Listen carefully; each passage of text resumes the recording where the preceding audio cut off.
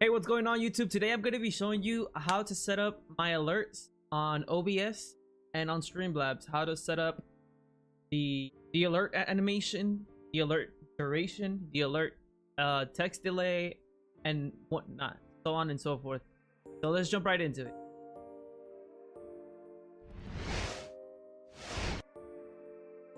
Alright, so you guys already seen the Goku animation.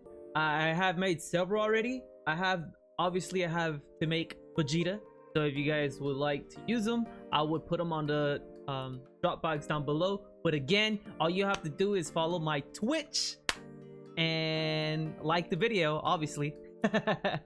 That's all I'm asking for. I appreciate you. I'm looking for at least 10 likes on this video so you could you guys can help me out. I'm trying to have a really strong Twitch community, so if you guys would come on and hang out with me, I would appreciate it a ton. Get into the whole editing stuff within OBS and on Streamlabs. So far I have it set as 6 seconds on the alert duration because you don't want the GIF to reappear, and I also have the alert text delay to 1 second, and I have it to fade in and slide out left. Let me test out the follower alert. So right now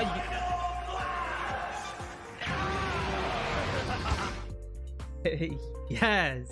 All right, so right now you have it to set as green. So I'm gonna show you on OBS how to set the chroma key. I don't know if you already know, but I'm gonna show you right now. Drag it over here. You go to your notification or alerts, the media source, browser source. So you go to that, you go to filters, and once you add the filters, you hit this little thing right here and you hit the chroma key. Once you add the chroma key, get this to pop up, and you make sure you click on the green and basically copy my whole settings. 293 under similarity, smoothness 123, and color spill reduction to 1, and you just close it and your alert should look like this. Ready?